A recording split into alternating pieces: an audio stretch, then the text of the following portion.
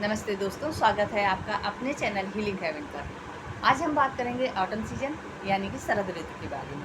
तो शरद ऋतु के 2 महीने होते हैं, सितंबर और अक्टूबर। ये 2 महीने शरद ऋतु के माने गए हैं और इन 2 महीनों में हमारा पित्त दोष बढ़ा हुआ रहता है। पित्त दोष बढ़े होने के कारण कई समस्याएं आ जाती हैं।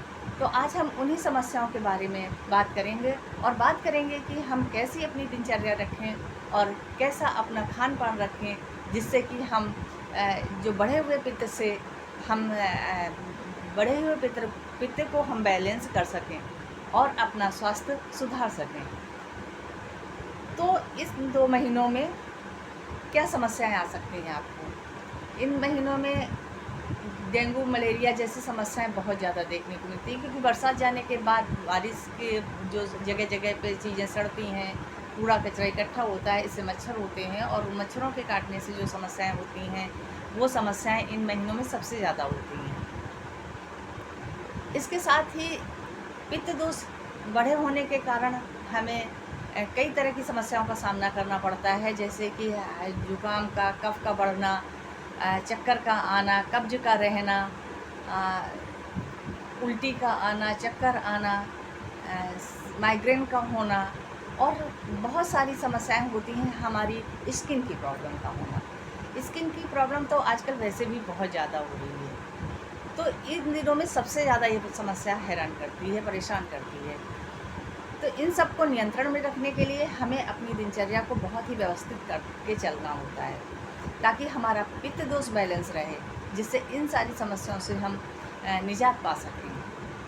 इतनी सारी समस्याओं के कारण ही तो इस महीने के इस ऋतु को हम रोगों की जननी के नाम से जानते हैं। इसी से समझ सकते हैं आप कि ये महीना कितना खतरनाक हो सकता है परेशानियों को, मर्ज़ों को लेकर के। तो इन सारी समस्याओं का निजात करने के लिए हम खुद पे बस नियंत्रण रखना है, बाहर कहीं कुछ नहीं है।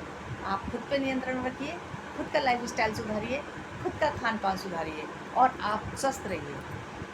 तो हमें कैसे अपनी दिनचर्या का आरंभ करना होगा? तो सुबह हमें, आप जानते हैं, कार्तिक महीना स्नान करने का और सुबह 4 बजे उठकर पूजन करने का क्यों कहा जाता है? इसीलिए कहा जाता है ना, ताकि हमारा सिस्टम सही हो सके। तो हमारे सिस्टम को सही करने के लिए हमें सुबह सूर्योदय से 2 घंटे पहले जग जाना चाहिए।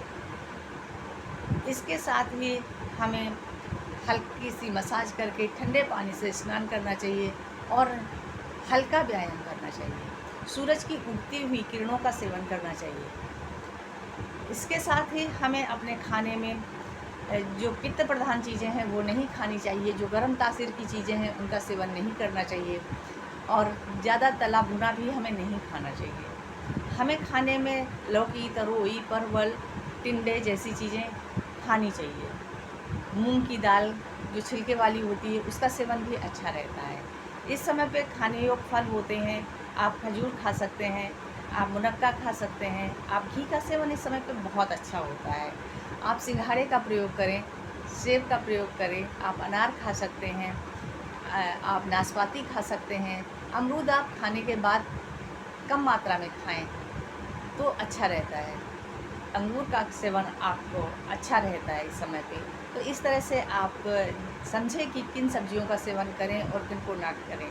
बहुत सारे तले भुने चीज़ें इस समय पे नहीं खानी चाहिए, मैदे से बनी हुई चीज़ें नहीं खानी चाहिए, मूंगफली इस समय पे बिल्कुल नहीं खानी चाहिए। इस समय पे अगर हम रिफ़ाइंड का प्रयोग करते हैं, तले भुने का प्रयोग करते हैं, तो इससे हमारा जो पित्त बैलेंस बिगड़ता है और हमें बीमारी की तरफ ले जाता है।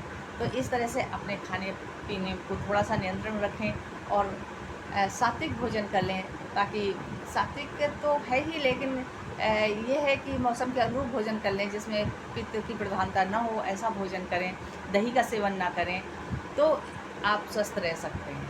साथ ही आप अपने जो है जैसे ही आपका सांझ होती है तो आपका, जैसे जब शुक्ल पक्ष होता है तब तो हमारे यहाँ चाँद निकलता है, तो हम चाँद का सेवन करें कम से कम आधे घंटे के लिए। लेकिन अगर चाँद नहीं निकलता है तो हम तारों की छाँव में टहलें, बैठें, प्राणायाम करें, या हम अपनी फैमिली के 4 लोगों के साथ बैठकर ऐसे ही गप्पे हाँकें, मस्ती करें बैठ कर के, लेकिन वो भी चाँदनी में, यह भी तारों की छाँव में, तो हमारी सेहत के लिए बहुत अच्छा रहता है। जिन लोगों का पित्त दोष बढ़ा हुआ होता है, उन लोगों को इस समय पे बहुत परेशानी होती है।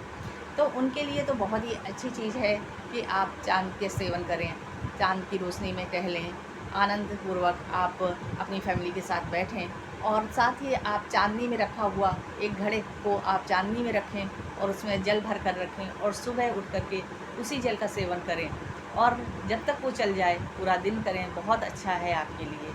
तो और जिन लोगों का पित्त दोष बढ़ा हुआ नहीं रहता है, वो भी इस पानी का सेवन करेंगे तो उनके लिए बहुत अच्छा होगा। अच्छा, पित्त दोष बढ़ने के कारण शरीर में थोड़ी जलन सी रहती है, तो ऐसी जलन से अगर आप छुटकारा पाना चाहते हैं तो आप थोड़ी सी मुल्तानी मिट्टी में उससे आधी मात्रा में चंदन का पाउडर मिला करके उसका लेप तैयार करें और जहाँ पर भी जलन हो रही हो आप वहाँ पे लगा लें, जिससे आपका जो जलन है वो ठीक होगी, आपको आराम मिलेगा आपके पेट पे, चेहरे पे, हाथों में, हथेलियों में, तलवों में, पैरों पे, जैसे भी जहाँ भी आपको महसूस होता हो पूरी बॉडी में आप लगा सकते हैं। इसको लगाएं और इसको थोड़ी देर लगा रहने के बाद आप स्नान कर लें, इससे आपकी जलन में लाभ होगा। तो इस तरह से आप अगर अपने नियमित रूप से अपनी दिनचर्या पर ध्यान देते हैं और खान पान में क्या खाना चाहिए और क्या नहीं खाना चाहिए पर ध्यान देते हैं, आप इस समय पे घी का सेवन करें और घी से छौंक कर ही सब्ज़ी खाएँ, कम मात्रा में तली भुनी चीज़ें खाएँ या ना खाएँ। तो इस तरह से अगर आप पथ्य और अपथ्य का ध्यान रखते हैं तो आप ये मौसम बहुत ही आराम से आपका कट जाएगा और आपको कोई भी समस्या नहीं होगी। तो आज के वीडियो में बस इतना ही। धन्यवाद।